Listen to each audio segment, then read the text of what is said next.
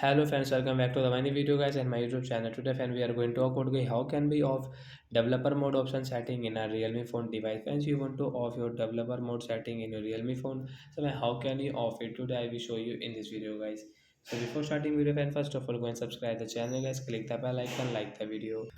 So friends, now let's see how can we off developer mode option setting. Open your phone setting to off it. Then guys, after on phone setting, we will scroll to off developer mode option setting. Then guys, click on your Realme phone system setting. Guys, we will tap here.